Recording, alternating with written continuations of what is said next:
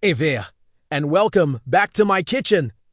Today, we're tackling a classic that everyone loves, fried chicken wings. But we're not just making any fried chicken. We're making them unbelievably, shatteringly crispy. I'm talking about that perfect crunch you can hear from across the room. Forget soggy, greasy wings forever. I'm going to show you the secrets to getting that golden brown, extra crispy skin every single time, while keeping the meat inside perfectly juicy and tender. This recipe is a total game changer, and it's easier than you think. So, grab your apron, and let's get ready to make the best fried chicken wings of your life. First things first, let's talk about the star of the show, the chicken wings. You'll want to start with about 2 pounds of fresh wings. You can get them as whole wings or pre-cut into drumettes and flats, also known as wingettes. If you have whole wings, just find the joint between the drumette and the flat and slice right through it. You can discard the wingtip or save it for making chicken stock later. The most crucial step for crispy skin starts right now, drying the wings. Pat them down thoroughly with paper towels. Get them as dry as you possibly can. The less moisture on the skin, the crispier they will get in the fryer. This is non-negotiable.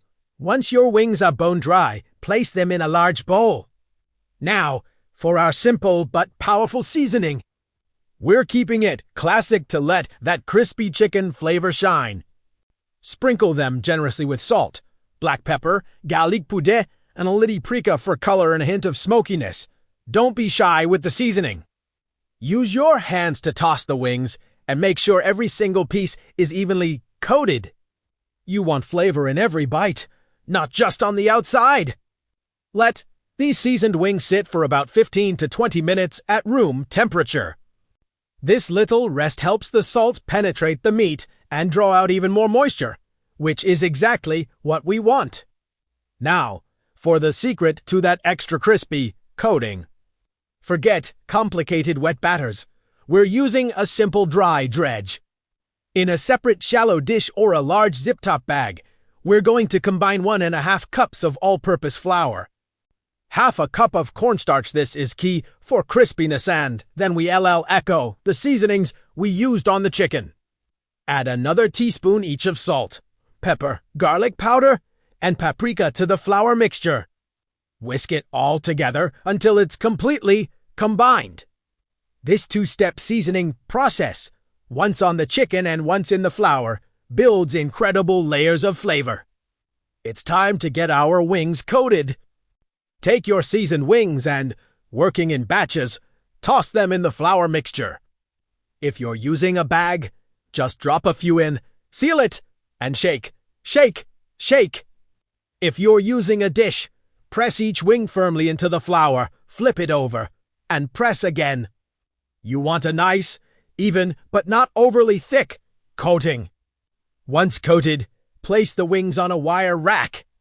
Let them rest again for another 10 to 15 minutes. This step is super important.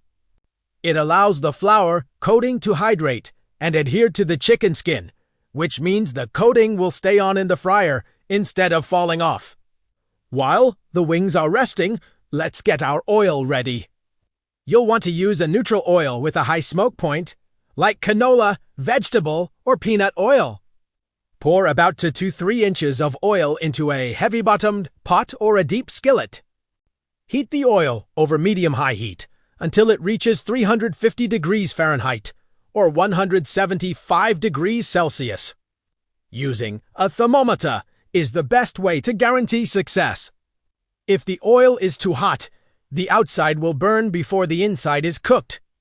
If it's too cool, the wings will absorb too much oil and become greasy. 350 is the magic number.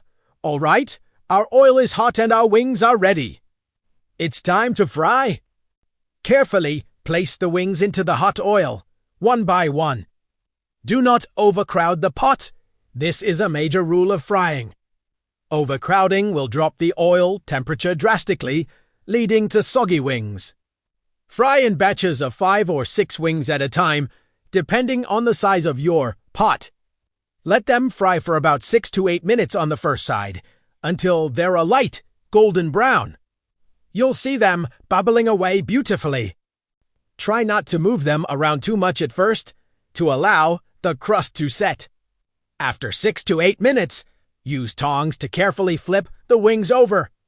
Now, fry them for another 6 to 8 minutes on the second side. Attachez point. They should be beautiful golden brown, and the crust should be setting up nicely. But we're not done yet. To get them extra crispy, we're going to double fry them. Remove the wings from the oil and place them back on the wire rack to drain. Let them rest for a few minutes while you bring the oil temperature back up. This time to 375 degrees Fahrenheit. This second, hotter fry is what creates that incredibly crunchy, blistered crust. Once the oil is back up to 375 degrees, it's time for the second fry. Carefully place the wings back into the oil.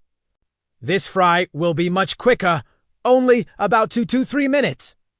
You're just looking to crisp up the exterior and deepen that golden brown color.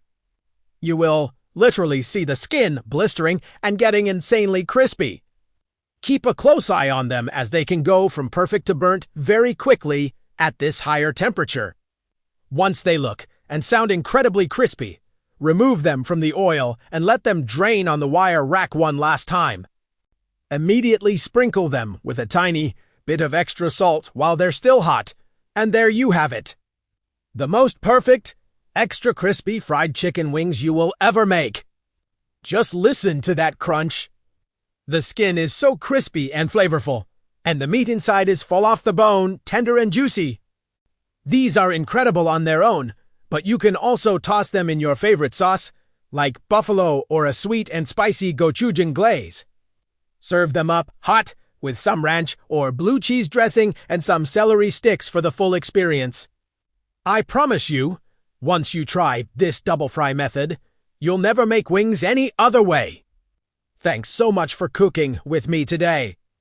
I hope you give this recipe a try and see just how easy it is to make restaurant-quality, crispy wings at home. If you enjoyed this video, please give it a thumbs up and don't forget to subscribe and hit that notification bell so you don't miss any of my future recipes. Let me know in the comments what you thought of these wings or what you'd like to see me cook next.